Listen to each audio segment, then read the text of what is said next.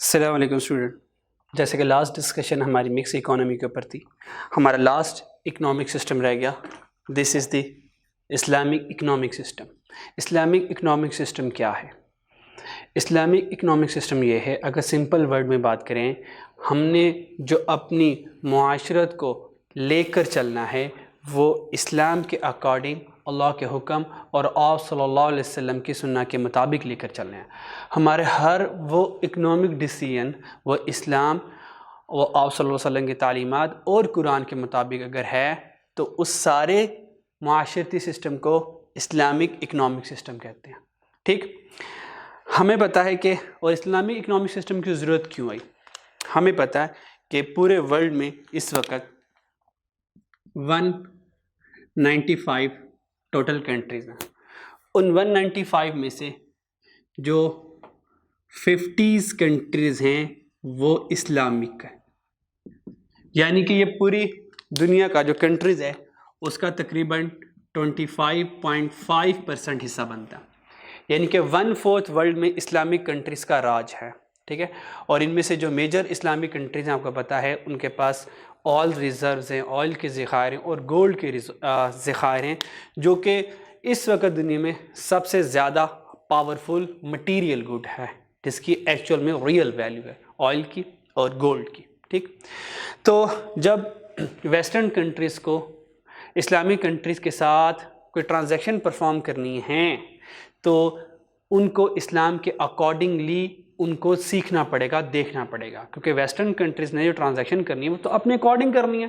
ٹھیک ہے جی، ان کے ہاں جو سود لینا سود دینا ان کو تو کوئی ٹینشن نہیں ہے، لیکن اسلام سود کے بارے میں منع کرتا ہے. اور بہت ساری ایسی ریسٹرکشن ہیں، بہت سارے ایسے بزنسز ہیں، ایکٹیویٹیز ہیں، انویسٹمنٹ ہیں جو ویسٹرن کنٹریز کر رہی ہوں گی لیکن اسلام ان کی ممانعت کرتا منع کرتا ہے. تو اس وجہ سے جب ویسٹرن کنٹریز کو اسلامک کنٹری کے ساتھ کوئی ٹرانزیکشن کرنی پڑتی ہے، ڈیلنگ کرنی پڑتی ہے، تو ان کو اسلامک اکنامک سسٹم کے بارے میں پتہ ہونا چاہیے. اور ہمیں بھی اسلامک اکنامک سسٹم کے بارے میں پتہ ہونا چاہیے کہ اسلام ہماری اکانومی کو کس طرح سے لے کر چلتا ہے اور ہمیں اکانومی میں کس طرح سے ایکچولی چلنا چاہیے.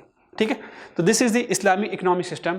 ایسا ہمارا اکنامک سسٹم جو اسلام کے کوڈ آف، کیونکہ ہمیں پتہ ہے کہ Islam is a complete code of life, پوری جو زندگی گزارنے کا طریقہ ہے اسلام نے ہمیں ایک ایک چیز سکھائی ہوئی ہے. ٹھیک ہے، تو اسلامک اکنامک سسٹم میں جو ہم نے ایلوکیشن آف ریسورسز کے جو ڈیسیژنز لینے ہیں وہ قرآن اور سنت کے اکارڈنگ لینے ہیں. ہمارے ایسے ڈیسیژنز نہ ہوں جو قرآن اور سنت کے اگینسٹ ہوں. ٹھیک ہے، تو یہ اسلامک اکنامک سسٹم کا نارملی مین مقصد ہے. ٹھیک ہے، اسلامک اکنامک سسٹم میں کون کون سے خصوصیت، کون کون سے کریکٹرسٹکس ہونی چاہیے، اس کے فیچرز کیا ہیں، اس کی خصوصیت کیا ہیں. نارملی جب اسلامک اکنامک سسٹم ہم نے پڑھنے جا رہے ہیں تو اصل میں اس کو زیادہ ویٹیج ملنی چاہیے، کیونکہ ہم being a economic system, being a economic student اور being a Muslim economic student, تو ہمیں اسلامک اکنامک سسٹم میں تھوڑا سا تگڑے چیپٹر ہونے چاہیے. ٹھیک ہے، تھوڑا سا تگڑا کنٹینٹ ہونا چاہیے تاکہ کل کو ہم نے اگر اکانومسٹ بننا ہے، ہم میں سے اکانومسٹ جو بنیں گے وہ اسلام کے اکارڈنگ اسلامک اکانومسٹ ہوں، وہ اسلام کے اکارڈنگ سوچنے والے ہوں، نہ کہ برعکس اس کے کہ وہ اکنامکس تو پڑھ چکے، اکنامکس تو سیکھ چکے ہوں لیکن ان کا سارے طرز زندگی، سارے ڈیسیژن میکنگ جو ٹرینڈ ہے وہ ویسٹرن کی طرح ہیں، تو پھر اسلام تو پھر کہیں نظر نہیں آئے گا نا. اس لیے اسلامک اکنامک سسٹم میں ہمیں کم از کم تھوڑے سے تگڑے کنٹینٹ کی ضرورت ہے، تھوڑے سے اچھے کنٹینٹ کی ضرورت ہے اور تھوڑے سے زیادہ ایک آدھا چیپٹر اس کے اوپر پورا ہو جائے تاکہ ہمیں اسلامک اکنامک سسٹم ایک کمپلیٹ ہمیں ایک ڈائریکشن ملے کہ اسلام اکانومی کو کس طرح سے لے کر چلتا ہے. اور جو اسلام اکانومی کو لے کر چلتا ہے وہ ویسٹرن سے کہیں گنا درجے بہتر ہے. اس میں بہت سے فلاز نہیں ہیں، وہ بہت پرفیکٹ اور بہترین اکنامک سسٹم ہے جو آپ صلی اللہ علیہ وسلم کے دور میں اور صحابہ رضی اللہ عنہ کے دور میں اکنامک سسٹم تھے. انہوں نے بھی سارے کی ساری معاشرتی زندگی گزاری اسلام کے اکارڈنگ گزاری، تو کسی کو نقصان کم ہوتے تھے، فائدے اکانومی کو، پبلک کو زیادہ ہوا کرتے تھے. ٹھیک ہے، خیر ہماری ملک مجھے پتہ ہے ہماری کتاب ہم نے نہیں لکھی، باہر والوں نے لکھی ہوئی ہے، اس لیے پورے اسلامک سسٹم میں نہ کوئی قرآن کا ذکر آیا، نہ آپ صلی اللہ علیہ وسلم کی کوئی کسی واقعے کا ذکر آیا، نہ کسی احادیث کا کوئی ریفرنس آیا، نہ اللہ رب العزت کا نام بھی بار بار نہیں آیا، ایسی 1-2 بار اس نے ورڈ یوز کیا ہوا ہے. ٹھیک ہے جی، تو خیر انہوں نے بات نہیں کی لیکن ہم تو کر سکتے ہیں نا، ہم انشاءاللہ کر لیں گے. ٹھیک ہے جی، فیچرز کیا، Allah is the sustainer, Allah is the creator of all ایوری تھنگ. جیسے کہ اللہ تعالیٰ جو ہے پوری دنیا کے بنانے والے ہیں. اللہ تعالیٰ نے اس زمین و آسمان کو ہمیں پتہ ہے کہ 7 دن میں بنایا. اللہ تعالیٰ کا مشی معاف فرمائے. ٹھیک ہے, تو 7 دن میں زمین اور آسمان کو اللہ تعالیٰ نے بنایا. اور اللہ تعالیٰ نے جو زمین اور آسمان بنائی یہ کس کے لیے بنائی؟ مخلوق کے لیے بنائی. ٹھیک ہے, جتنے بھی فیسلٹیز رکھی, درخت, پہاڑ, پانی, چاند, سورج, ستارے, یہ ساری اللہ نے مخلوق کے لیے بنائی تاکہ جو مخلوق ہے یہ ان ساری چیزوں سے فائدہ اٹھا سکے. ٹھیک, اللہ ہمیشہ سے ذات ہے, ہمیشہ سے رہنے والی ذات ہے. سسٹین کہتے ہیں, سسٹینر کہتے ہیں برقرار رکھنے والا. اللہ تعالیٰ نے ساری چیزوں کو برقرار رکھا ہوا. اللہ تعالیٰ کی ذمہ داری ہے کہ اللہ تعالیٰ نے ساری انسانیت کو فیڈ کرنا ہے, ساری انسانیت کو خوراک پہنچانی ہے. ساری انسانیت کا پالنے والا کون ہے؟ رزاق, رزق دینے والا کون ہے؟ اللہ تعالیٰ. ٹھیک ہے جی. اللہ تعالیٰ قرآن پاک میں فرماتے ہیں وَمَا مِن دَابَّةٍ فِي الْأَرْضِ إِلَّا عَلَى اللَّهِ رِزْقُهَا, کہ دنیا میں کوئی جاندار ایسا نہیں ہے جس کی رزق کی ذمہ داری ہم نے نہ لی ہو. تو اللہ کہتے ہیں رزق کی ذمہ داری یہ میری ہے. پھر اللہ تعالیٰ قرآن پر فرماتے ہیں وَفِي السَّمَاءِ رِزْقُكُمْ وَمَا تُوعَدُونَ, کہ تمہارا رزق تو آسمانوں میں ہے. ٹھیک ہے, جو رزق آنا ہے وہ آسمان سے آنا ہے, یعنی کہ ہمارے فیصلوں کی وجہ سے, ہمارے ڈیسیژن سے رزق پہنچے گا. تمہارا کام کیا ہے؟ صرف ایفرٹ کرنا, رزق دینا یہ میری ذمہ داری. اس لیے اسلام کہتا ہے کہ پالنے والی ذات, رزق دینے والی ذات اللہ کی ہے. اللہ کی رسپانسبلٹی ہے رزق پہنچانا. ہمارا کام کیا ہے؟ ہم کیا کریں گے؟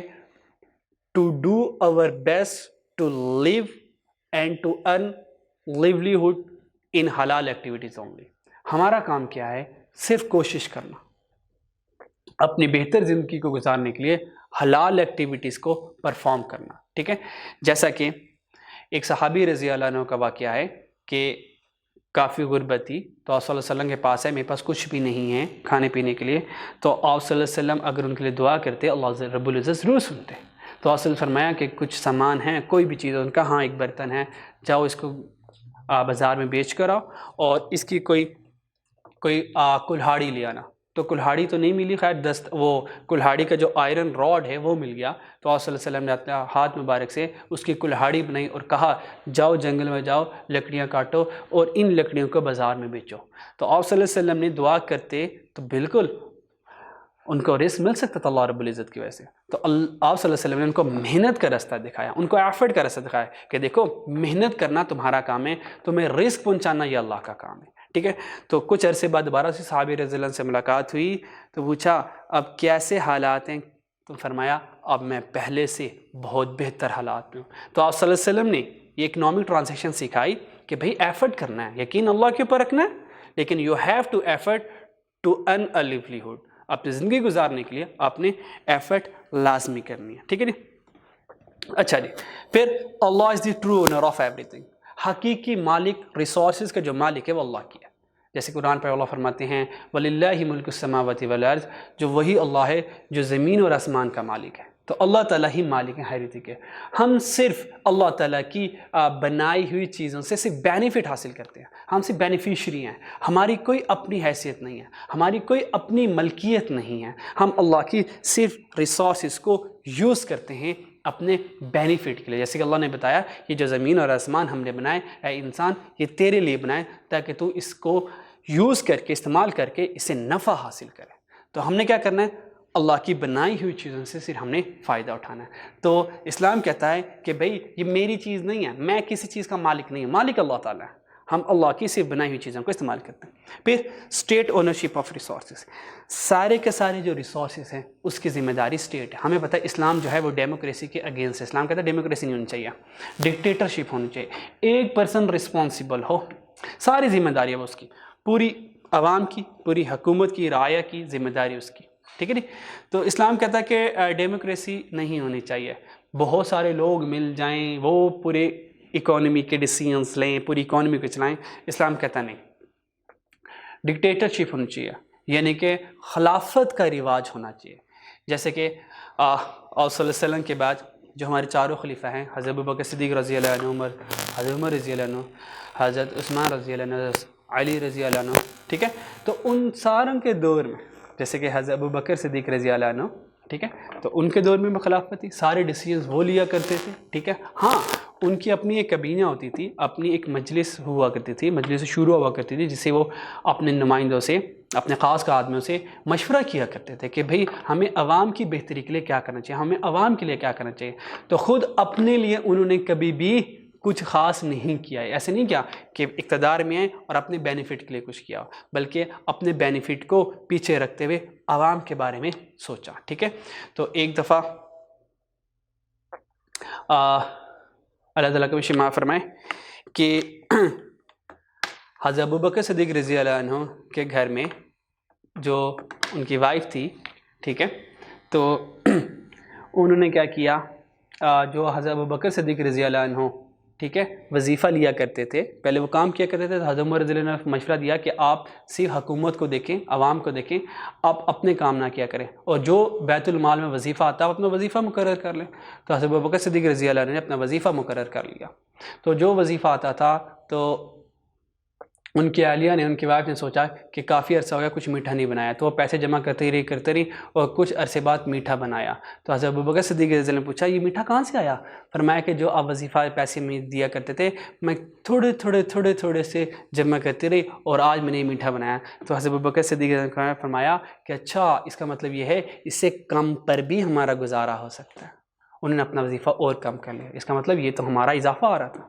تو ایسے اللہ سے ڈرنے والے لوگ تھے، اس لیے بالکل اللہ نے جو ان کو اقتدار دیا اس کے ٹرو رسپانسبلٹی اون کرنے والے لوگ تھے کہ اللہ نے کل مجھ سے یہ پوچھنا ہے. فرمایا کل قیامت والے دن اللہ رب العزت کے عرش کے نیچے کچھ لوگ ہوں گے، ان میں سے ایک لوگ وہ ہوں گے جو انصاف کرنے والے ہیں، جو عادل بادشاہ ہیں، جو لوگوں کا خیال رکھنے والے، جسٹس کرنے والے ہیں، ٹھیک ہے جی. تو جو ہمارے جو جج حضرات ہیں بڑی ذمہ داری ہے ان کی، ٹھیک ہے جی. تو کل اللہ ان سے پوچھے گا کہ میں نے آپ کو اقتدار دیا تھا، آپ نے کتنے انصاف کیے اور کتنے جو ایسے لوگ تھے جو بے گناہ تھے آپ نے ان کو گناہ گار ثابت کر دیا. تو انشاءاللہ ان سے پوچھی جائے گی، ٹھیک ہے. تو سارے ریسورسز اسٹیٹ اون کے ہوتے ہیں. جیسے کہ حضرت عمر رضی اللہ عنہ نے فرمایا کہ اگر مدینہ میں ایک کتا بھی پیاسا مر گیا تو عمر سے اللہ رب العزت پوچھیں گے کہ ایسا کیوں ہوا. تو فکر مند تھے، تو راتوں کو گشت کیا کرتے تھے مدینہ کی گلیوں میں کہ ایسا تو نہیں ہے کہ جو بھوکا سو رہا ہے، ٹھیک ہے جی. تو یہ پورے واقعات ہیں ہماری کتابوں میں، بچپن سے پڑھتے آ رہے ہیں کہ گشت کر رہے تھے، گھر سے خیمے میں بچوں کے رونے کی آواز آ رہی تھی. فرمایا کہ کیا مسئلہ؟ فرمایا کہ کھانے میں کچھ نہیں ہے، ہم نے صرف پتیلے میں پانی چڑھایا ہوا ہے اور صرف بچوں کو آس دے رہے ہیں کہ کھانا پک رہا ہے، حالانکہ ہمارے پاس کھانے میں نہیں ہے. تو حضرت عمر رضی اللہ عنہ کے آنکھوں میں آنسو آ گئے، فوراً سے گئے اور ان کے لیے غلے کا سامان لے کر آئے اور خود بچوں کو وہاں پر انہوں نے کھانا بنایا اور بچوں کو کھلایا. تو ایسے فکر مند لوگ تھے، اپنی عوام کا، پبلک کا خیال رکھنے والے لوگ تھے.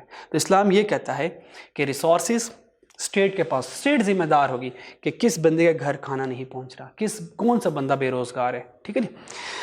پریکٹیسائزنگ آف ماڈریشن، اسلام کہتا ہے کہ ہم نے مڈل وے سے چلنا. ہم نے ایسا نہیں کہ اگر اللہ نے مجھے بہت مال دیا ہے میں سارا کہ مال خرچ کرتا جا رہا ہوں. اگر اللہ نے مجھے مال دیا ہے یہ مال کا سارا حقدار میں نہیں ہوں، ہو سکتا ہے اللہ نے میرے وسیلے سے، میری برکتوں سے یہ مال غریبوں تک پہنچانا ہو. اگر میں اپنے مال سے غریبوں کا حق نہیں نکال رہا اللہ رب العزت سے مجھ سے پوچھیں گے. اس لیے فرمایا کہ اردو کا محاورہ بھی ہے کہ انسان کو اپنی چادر دیکھ کر پاؤں پھیلانا چاہیے کہ ہمیں اپنی حیثیت سے آگے نہیں بڑھنا. اگر ہمارے پاس پیسے کم ہیں ہم نے اسی میں ہی اپنا گزارا کرنا. ہم نے رانگ ایکٹیویٹیز پرفارم کر کر پیسے کمانے کی کوشش نہیں کرنی، حرام کام کر کر، حرام کما کر پیسے کرنے کی کوشش نہیں کرنی. کم دیا اس کے اوپر اللہ کا شکر ادا کریں گے اور صبر کریں گے، بس، ٹھیک ہے. اللہ فرماتے ہیں لَإِن شَكَرْتُمْ لَأَزِيدَنَّكُمْ، اگر تم میرا شکر ادا کرو گے ہم تمہاری نعمتیں بڑھا دیں گے، ٹھیک ہے. تو اللہ نے فرمایا کہ ہمیشہ صبر سے اور نماز سے مجھ سے مدد مانگو، ٹھیک ہے. ان اللہ مع صابرین، بے شک اللہ صبر کرنے والوں کے ساتھ. مال کام ہے صبر کریں، کوئی مسئلہ نہیں ہے، ٹھیک ہے. اور آپ صلی اللہ علیہ وسلم نے فرمایا کہ قیامت والے دن سب پر اللہ تعالیٰ نے کچھ معاف فرمائے، مفہوم ہے سب پر جنت حرام ہے جب تک میں جنت میں داخل نہ ہو جاؤں. تو سب سے پہلے جو جنت میں داخل ہوگی وہ آپ صلی اللہ علیہ وسلم کی ذات ہوگی اس کے بعد جو امت داخل ہوگی وہ آپ صلی اللہ علیہ وسلم کی امت محمدیہ صلی اللہ علیہ وسلم داخل ہوگی، اور اس میں سے جو سب سے پہلے آپ صلی اللہ علیہ وسلم کے ساتھ جو جنت میں لوگ جائیں گے وہ غربا ہوں گے، غریب لوگ ہوں گے۔ تو غریب لوگوں کے لیے آپ صلی اللہ علیہ وسلم نے بڑی خوشخبری سنائی ہے کہ اگر آپ کے پاس مال کم ہیں، اگر آپ کے پاس وسائل کم ہیں، اگر آپ اللہ کے دیے ہوئے رزق پر صبر کر لیں اور شکر ادا کرتے رہیں اور صبر کا دامن تھامے رکھیں تو انشاءاللہ جنت میں آپ لوگ میرے ساتھ جائیں گے، ٹھیک ہے؟ تو بھائی دنیا گزر جانی، ٹھیک ہے؟ تو اسلام کہتا ہے کہ مڈل وے سے چلنا آپ نے، ٹھیک ہے؟ تو اگر ریسورسز زیادہ ہیں you have to distribute resources among the poor people, ٹھیک ہے؟ ورنہ ہمیں پتہ ہے کہ اگر ہم نے ایسا نہ کیا تو کل مال زیادہ ہونے کی وجہ سے اللہ رب العزت ہم سے پوچھیں گے۔ تو حضرت عبد الرحمن بن عوف رضی اللہ عنہ کے بارے میں آتا ہے کہ اللہ نے ان کو بہت مال دیا تھا، ٹھیک ہے؟ تو آپ صلی اللہ علیہ وسلم نے حضرت عبد الرحمن رضی اللہ عنہ کو ایک بار فرمایا کہ عبد الرحمن میں نے دیکھا کہ جنت میں ہم سارے جا رہے ہیں اور تم بہت لیٹ پہنچے ہو۔ تو حضرت عبد الرحمن رضی اللہ عنہ فکر مند ہو کہ یا رسول اللہ ایسا کیوں ہوا؟ فرمایا کہ تمہارے مال کی وجہ سے میں انتظار کرتا رہا کہ تم اب آؤ گے، لیکن تم اپنے مال کے حساب و کتاب کی وجہ سے کافی دیر بعد جنت میں داخل ہوئے۔ حالانکہ دیکھیں آپ صلی اللہ علیہ وسلم کے 100% طریقے کے مطابق چلنے والے حضرات ہیں، لیکن مال زیادہ ہونے کی وجہ سے حساب و کتاب کی وجہ سے آپ صلی اللہ علیہ وسلم فرمایا کہ تم تھوڑی لیٹ پہنچے، دیر سے پہنچے۔ اور دیکھیں جن کو اللہ نے مال دیا ہے اور وہ کسی کا حق مار مار کر مال کما رہے ہیں، صرف پیسہ زیادہ کمانا ہے، مال زیادہ کمانا ہے، تو سوچے کیا ہونے والا ان کے ساتھ۔ ہمیں پتہ ہے ہماری الٹیمیٹ ڈیسٹینیشن جو ہے وہ جنت ہے، ہم نے یہاں سے چلے جانا ہے ایک بار، تو ہمیں آخرت کا بھی ساتھ خیال رکھنا ہے، ٹھیک ہے؟ تو اسلام کہتا ہے کہ اگر اللہ نے پیسے دیے ہیں وہ سارے پیسے آپ کے نہیں ہیں، آپ نے لوگوں پر خرچ بھی کرنے ہیں، لوگوں پر لگانا بھی ہے، اور اپنے جو لیونگ سٹینڈرڈ ہے اس میں ماڈریشن رکھنی ہے، ٹھیک ہے جی؟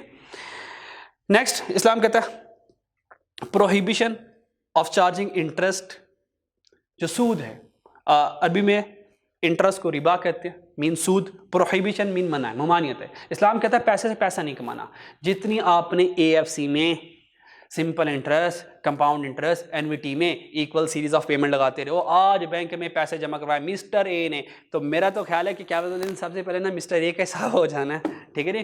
تو جتنا ہم نے مسٹر اے کو رولا ہوا ہے کہ مسٹر اے نے بینک میں آج 1 لاکھ روپے جمع کروائے، 10% اس کو بینک نے انٹرسٹ دیا اور 20 سال بعد مسٹر اے کو اتنے پیسے ملے، تو مسٹر اے کی لگتا خیر کوئی نہیں ہے، ٹھیک ہے جی؟ تو مسٹر اے نے اچھا خاصا سود لیا، ٹھیک ہے؟ جتنا ہمارا سمپل انٹرسٹ ہے، کمپاؤنڈ انٹرسٹ ہے، ہمارا اینوٹی فیکٹر ہے، سارا سود ہے، بینک پیسے سے پیسے بنا رہا ہے۔ اسلام کہتا ہے سود منع ہے، تو سود کے خلاف ہمیں کبھی بھی اس کی طرف نہیں جانا۔ اسلام کہتا ہے سود بظاہر یہ دکھاتا ہے کہ مال بڑھ رہا ہے، جبکہ اللہ رب العزت کہتے ہیں کہ سود سے مال بڑھے گا نہیں، کم ہوگا۔ جب اللہ رب العزت نے کہہ دیا تو اس کے آگے کوئی ہمیں ایویڈنس نہیں چاہیے، ہمارا یہ ایمان و یقین ہے کہ ایسا ہوگا۔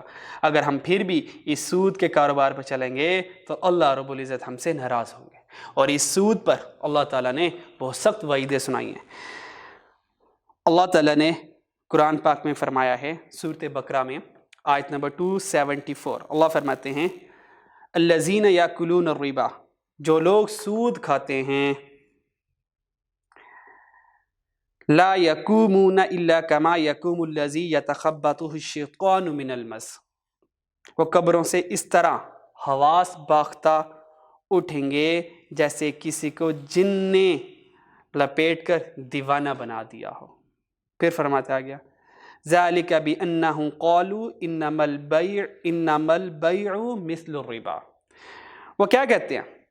وہ کہتے ہیں یہ اس لیے کہ وہ کہتے ہیں کہ سودا بیچنا، چیزیں بیچنا بھی تو نفع کے لحاظ سے ویسے ہی ہے جیسے سود لینا۔ وہ کہتے ہیں، وہ آگے سے دلائل کیا دیتے ہیں، لوگ کہتے ہیں ہم نے کہا کہ سود نہیں لینا، وہ کہتے ہیں جب جیسے ہم چیزیں بیچ کر نفع کماتے ہیں اس طرح ہم سود پر چیزیں دے کر وہ بھی نفع کمانے جیسا ہی ہے۔ تو آگے اللہ کیا فرماتے ہیں وَأَحَلَّ اللَّهُ الْبَيْعَ وَحَرَّمَ الرِّبَا، اللہ فرماتے ہیں حالانکہ چیزیں بیچنے کو خدا نے حلال کیا ہے۔ اللہ فرماتے ہیں وَأَحَلَّ اللَّهُ الْبَيْعَ، چیزیں بیچنے کو اللہ کہتے ہیں یہ حلال ہے، وَحَرَّمَ الرِّبَا، اور سود کو اللہ نے حرام کہا. اللہ نے کہا چیزیں بیچنا حلال ہے, اس سے جو نفع آ رہا ہے وہ حلال نفع ہے, وہ آپ کمائیں, اس میں کوئی ٹینشن نہیں ہے, لیکن سود سے جو نفع آ رہا ہے وہ حرام ہے آپ کے لیے. پھر فرمایا فَمَنْ جَاءَهُ مَوْعِظَةٌ مِّن رَّبِّهِ فَانْتَهَىٰ فَلَهُ مَا سَلَفَ. فرمایا تو جس شخص کے پاس خدا کی نصیحت پہنچی اور وہ سود لینے سے باز آ گیا تو جو پہلے ہو چکا وہ اس کا, اور قیامت میں خدا کے سپرد, یعنی کہ جس نے توبہ کر لی, غلطی ہوگی, اس نے کہا آج کے بعد سود نہیں ہوگا, سود میں نہیں لوں گا, اللہ رب العزت فرماتے ہیں یہ میرا اور قیامت والے دن اس بندے کا معاملہ ہوگا. فَانْتَهَا فَلَهُ مَا سَلَفَ وَأَمْرُهُ إِلَى اللَّهِ وَمَنْ عَادَ فَأُولَٰئِكَ أَصْحَابُ النَّارِ هُمْ فِيهَا خَالِدُونَ.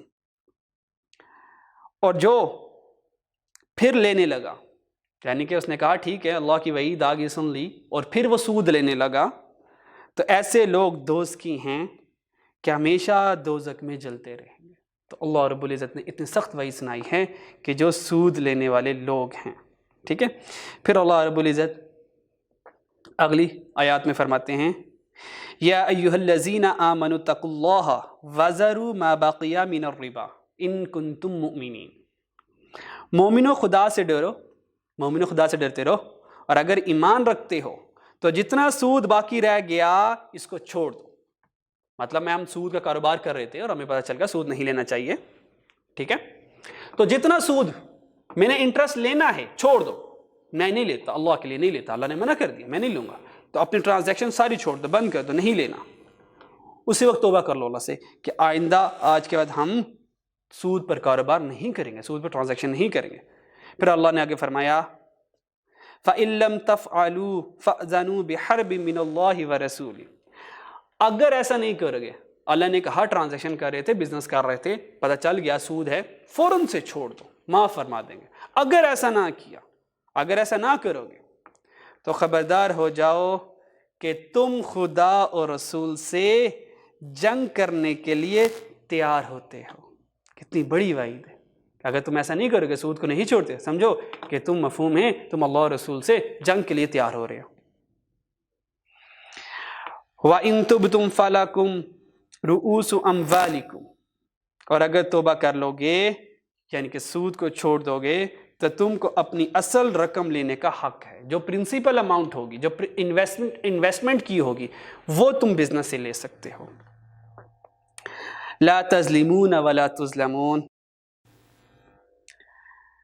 جس میں نہ اوروں کا نقصان ہے نہ تمہارا نقصان ہے. اللہ نے کہا کہ ٹھیک ہے سود کا کاروبار کر رہے تھے, پتہ چل گیا, فوراً چھوڑ دو, پرنسپل اماؤنٹ ہے وہ نکالو, وڈرا کر لو, اس میں نہ تمہارا نقصان ہوگا, ہم کہہ رہے ہیں نہ تمہارا نقصان ہوگا نہ اگلے کا نقصان ہوگا. تو دیکھیں نہیں کما سکتے. تو اسلام نے اس کے ادر ویز ہمیں دیے ہوئے ہیں کہ ہم کس طرح سے ٹرانزیکشن کریں گے. اسلام کہتا ہے کہ آپ پیسے سے پیسہ نہ کماؤ, اب گڈز میں ٹرانزیکشن کر لو, اب گڈز میں ٹرانزیکشن کرو, لیکن پیسہ سود کے اوپر کام نہیں کرنا. ارننگ فرام حلال ایکٹیویٹیز only. ہم صرف حلال ایکٹیویٹیز کے اوپر کام کریں گے, ہم حرام ایکٹیویٹیز نہیں کریں گے. ہم گیمبلنگ سے پیسہ نہیں کمانے والے, ہم مرڈر سے, کرائم سے پیسہ نہیں کمانے والے, ہم انٹرسٹ سے پیسہ نہیں کمانے والے. ہم صرف حلال ایکٹیویٹیز کریں گے جس کی اسلام نے ہمیں اجازت دی ہوئی ہے. Hoarding of wealth is discouraged. اسلام کہتا ہے اپنے پیسے کو ذخیرہ نہیں کرنا. اسلام کہتا ہے concentration of wealth on the limited people, یہ نہیں ہونا چاہیے. اللہ نے پیسہ دیا, زکوٰۃ دو, خیرات دو, صدقات دو, پیسہ پھیلاؤ, سرکولیشن آف منی کرو. اسلام کبھی نہیں کہتا. اس لیے خلفاء راشدین کا زمانہ دیکھ لیں, وہ جتنا پیسہ آتا تھا اللہ کی راہ میں لٹا دیا کرتے تھے, کچھ اپنے پاس نہیں رکھا کرتے تھے, ایک ایک چیز ڈسٹریبیوٹ کر دیا کرتے تھے. اور اس وجہ سے جیسے ڈسٹریبیوشن آف منی, اکانومی میں جتنا پیسہ سرکولیٹ ہوگا, آج کل دیکھیں ہم جتنے بڑے اکانومسٹ بنتے ہیں, اتنے بڑے ڈیسیژن میکر بنتے ہیں, اگر آج میں بینکنگ کا سسٹم, اگر آج ملک کے پوری رقم نکالیں, سپلائی آف منی ہمارے ملک میں کتنی ہے, اس سپلائی آف ملک میں for example 100% supply of money ہے, اس 100% ہماری اکانومی ویل اسٹیبلش چل سکتی ہے اگر 100% سپلائی آف منی پوری اکانومی میں سرکولیٹ کرے. لیکن ہماری اکانومی اس 100% کرنسی سے نہیں چل رہی. بہت سارا پیسہ ہمارا بینکس میں پڑا ہوا ہے. بینک میں پیسہ رکھنے کا مطلب وہ ہمارا پیسہ لاک ہو گیا, وہ ڈسٹریبیوشن آف ویلتھ نہیں ہو رہی, وہ ایکسچینج آف ویلتھ نہیں ہو رہی, وہ ڈسٹریبیوشن آف ویلتھ نہیں ہو رہی, وہ کنزمپشن آف ویلتھ نہیں ہو رہی. جب کنزمپشن آف ویلتھ نہیں ہو رہی، اٹس مین اکانومی کو سموتھ چلنے کے لیے 100% پیسہ چاہیے، اور ہم نے 40% پیسہ اگر اپنا ہولڈ کیا ہوا ہے اور اکانومی کو 60% پیسے سے چلا رہے ہیں، بتائیں خود سوچ کر لاجیکلی، کیا اکانومی اچھی چلے گی بری چلے گی؟ بری چلے گی۔ اگر وہی اکانومی کو زیادہ پیسے مل جائیں جو آپ نے فضول میں بینک میں رکھا ہوا ہے، تو دیکھیں اکانومی کیسے سپیڈ پکڑتی، کیسے بوسٹ ہوتی۔ جبکہ خلفاء راشدین کے زمانے میں ایسا ہوا کرتا تھا، وہاں پہ کنسنٹریشن آف ویلتھ نہیں تھی، لوگ اپنے پاس پیسہ جمع کر کے نہیں رکھتے تھے، آیا اللہ کے راہ میں دے دیا، پیسہ ڈسٹریبیوٹ سرکولیٹ ہوتا رہا۔ ہر اس بندے کے بعد دیکھیں، اب وہ جو 60% پیسہ ہمارا اکانومی کا لاک ہوا، 40% پیسہ جو ہمارا اکانومی کا لاک ہوا، سوچیں وہ اگر اکانومی میں آئے گا تو پیسہ لوگوں تک، غریبوں تک بھی پہنچے گا، کیونکہ جب پیسے نے سرکولیٹ ہونا ہے، پیسہ ریوالو کرے گا، امیروں سے ہوتے ہوتے غریبوں تک پہنچے گا، آبویس بات ہے، تو ہماری اکانومی کے حالات بہتر ہوں گے، لازمی ہوں گے، ایسا نہیں ہوگا کہ نہیں ہوں گے۔ تو اسلام کہتا ہے دولت کو ذخیرہ نہیں کرنا، بھائی بینکوں میں نہیں جمع کروانا، انویسٹ کرو، انویسٹمنٹ کرو۔ اسلام کہتا ہے پیسہ آ گیا، سیونگ آ گئی، انویسٹ کرو، انویسٹ کرو، انویسٹ کرو۔ اور یہ بہت بڑا کنسیپٹ ہے جو آج کل کے اکانومسٹ مانتے ہیں، پیسوں کو بینک میں رکھنا بے وقوفی ہے، کیونکہ ٹائم ویلیو آف منی آئی ہوتی ہے، اور وہی پیسہ اگر ہم انویسٹ کریں گے کسی بزنس ایکٹیویٹی میں تو ہمارے پیسے میں ٹائم ویلیو آف منی کا فیکٹر ختم ہو جائے گا، یعنی کہ ہمارا پیسہ وقت کے ساتھ ساتھ بڑھتا رہے گا۔ پھر اینڈ نے کہا کہ ہم نے ایکویلٹی لے کر آنی ہے، اور ایکویلٹی کے لیے ہم کیا کریں گے؟ زکوٰۃ۔ جیسے کہ کنونشنل سسٹم جو ہے وہ ایکویلٹی کے لیے کیا کرتا ہے؟ ٹیکس کا سسٹم لے کر آتا ہے۔ ٹیکس کیا ہے؟ امیروں پر ٹیکس لگائیں گے، وہاں سے پیسہ لے کر آئیں گے، وہ پیسہ غریبوں میں ڈسٹریبیوٹ کر دیں گے۔ لیکن ہمیں پتہ ہے کہ اسلام ٹیکس کی ممانعت کرتا ہے، ٹیکس نہیں ہوگا، ہم نے زکوٰۃ پے کرنی ہے۔ زکوٰۃ کیا ہے؟ اللہ رب العزت کے حکم میں سے ایک حکم ہے، وَأَقِيمُوا الصَّلَاةَ وَآتُوا الزَّكَاةَ، جو نماز قائم کرنے والے ہیں اور زکوٰۃ دینے والے ہیں، ٹھیک ہے نا؟ تو اللہ رب العزت نے مومنوں کی صفات میں سے ایک صفات یہ بیان کی ہے کہ یہ وہ لوگ ہیں جو کیا کرتے ہیں؟ نماز پڑھتے ہیں اور زکوٰۃ دیتے ہیں، ٹھیک ہے نا؟ اور ہمیں پتہ ہے جو زکوٰۃ ہے وہ اسلام کے 5 فنڈامنٹل میں سے ایک فنڈامنٹل ہے۔ سب سے پہلے کلمہ، نماز، روزہ، حج، زکوٰۃ، تو 5th فنڈامنٹل ہے ہمارا زکوٰۃ۔ تو زکوٰۃ دینا یہ اللہ رب العزت کے حکم میں سے ایک حکم ہے، اور ہمیں اس کو ہر حال میں مانا۔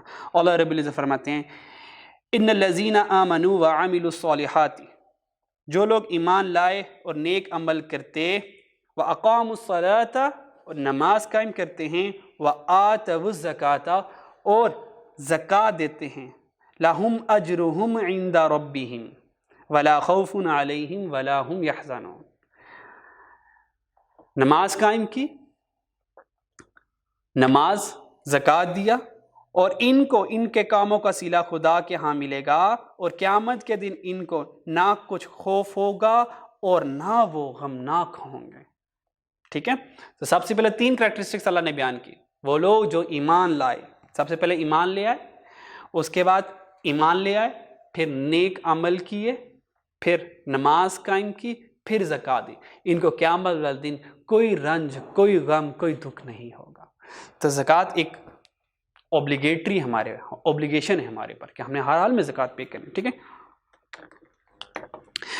زکوٰۃ ہمیں پتہ ہے نارملی، باقی انشاءاللہ علماء سے پوچھیں گے، لیکن جتنی انڈرسٹینڈنگ ہے اس کے اکارڈنگ ہمیں پتہ ہے جو زکوٰۃ پے کرنی ہے وہ 7.5 تولہ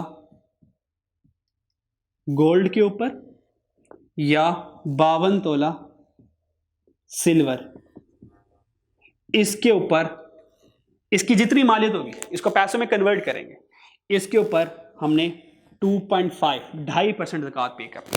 اس طرح ایگریکلچر پروڈکٹ پر جو زکوٰۃ ہوتی ہے اس کو عشر کہتے ہیں۔ اس طرح لائیو سٹاک کے اوپر، جن کے پاس بھیڑ، بکریاں، گائیں وغیرہ، ان کے اوپر بھی زکوٰۃ فرض ہے، تو ہم سارے زکوٰۃ دیں گے۔ اور اللہ رب العزت فرماتے ہیں زکوٰۃ سے ہم مال پاک کرتے ہیں، زکوٰۃ سے مال پاک ہوتا ہے، ٹھیک ہے؟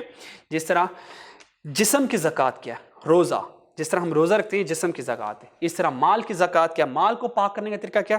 زکوٰۃ۔ تو زکوٰۃ ایک اوبلیگیشن ہے، ہر سال جس کے پاس 52 تولہ سلور، 52 تولہ سلور کے حساب سے جس کے پاس پیسے کی مالیت ہوگی، فار ایگزامپل جس کے پاس 50,000 سے ابو ہے اماؤنٹ، وہ 2.5% ہر سال زکوٰۃ دے گا۔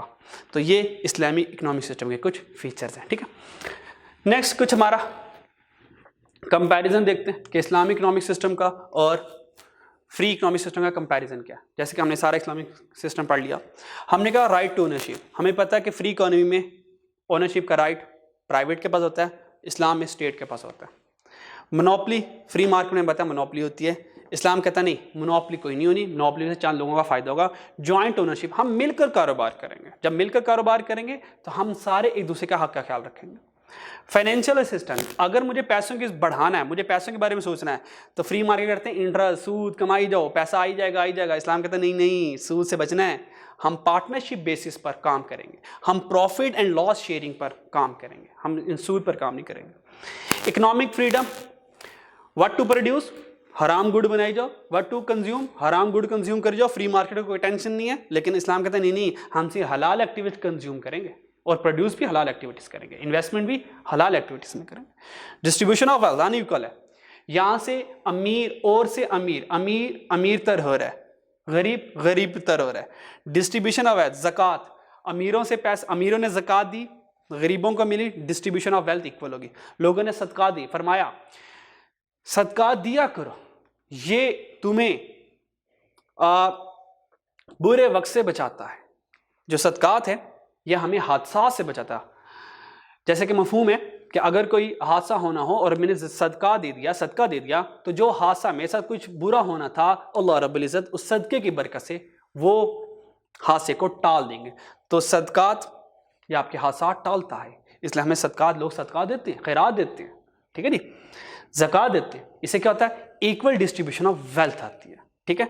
यहाँ पर क्या होता है, फ्री मार्केट में richer become more richer, poor become more poor. जबकि इस्लाम कहता है नहीं, अल्लाह ने आपको पैसा दिया है तो अल्लाह इस पैसे से आपका हिसाब लेगा। क्योंकि जब हमारा ईमान है, जब हम कब्र में जाएंगे तो मुनकर नकीर हमसे सवाल एक पूछेंगे कि भाई आपने पैसा कहाँ से कमाया, कहाँ खर्च किया। ये हमसे सवाल होगा, पैसा कहाँ से कमाया, हलाल एक्टिविटी से, हराम एक्टिविटी से। पैसा कमा लिया, फिर खर्च कहाँ किया, हराम एक्टिविटीज़ में खर्च किया, गरीबों पर खर्च किया, अल्लाह के राह में खर्च किया कि नहीं किया, तो हमसे पूछा जाएगा। इसलिए इस्लाम में इक्वल डिस्ट्रीब्यूशन ऑफ वेल्थ होगी, ठीक है। रिलेटिव स्केर्सिटी, फ्री इकोनॉमी कहते हैं हमारे पास लिमिटेड रिसोर्सेज है, हमारे पास स्केर्स रिसोर्सेज हैं। अल्लाह रब्बुल इज़्ज़त कहता है नहीं नहीं, अल्लाह रब्बुल फरमाते हैं हाँ आपके पास बहुत रिसोर्सेज हैं। देखें जैसे जैसे हमारी आबादी बढ़ती जा रही है, पॉपुलेशन बढ़ती जा रही है, अल्लाह के ख़जाने हमारे पास और नमूदार होते जा रहे हैं। अल्लाह रब्बुल इज़्ज़त ज़मीन के और ख़जाने हमारे सामने लाते जा रहे हैं। तो अल्लाह रब्बुल इज़्ज़त ने कहा बहुत रिसोर्स है, टेंशन नहीं लेना। क्यों टेंशन नहीं लेनी, अभी मैंने जैसे कि आज आपको पढ़ के सुनाई थी, वफ़िस समाई रिज़्क़ुकुम व मा तुअदून, तुम्हारा रिज़्क़ आसमानों में है, हमारा रिज़्क़ अल्लाह की तरफ से है ना, और इसकी जिम्मेदारी अल्लाह की है, हमें कोई टेंशन नहीं है। तो हमारे लिए फ्री रिसोर्सेज है। Role of government, free market में कोई रोल नहीं होता, जबकि यहाँ पे स्टेट रिस्पॉन्सिबल होती है। एक्सप्लॉयटेशन, यहाँ पे गरीबों को एक्सप्लॉयट किया जाता है, कम पैसों में काम, लेबर को एक्सप्लॉयट करेंगे, भाई काम करना तो कर, नहीं तो छुट्टी कर। गरीबों को एक्सप्लॉयट करेंगे, चीज़ें खरीदनी है ज़्यादा महंगी रेट पे खरीद लो वरना छुट्टी करो, चीज़ें नहीं मिलनी। तो यहाँ पर इस्लाम कहता है कोई एक्सप्लॉयटेशन नहीं है, हर ह्यूमन बीइंग के इक्वल राइट्स हैं, हर एक के इक्वल राइट्स हैं, ठीक है नी।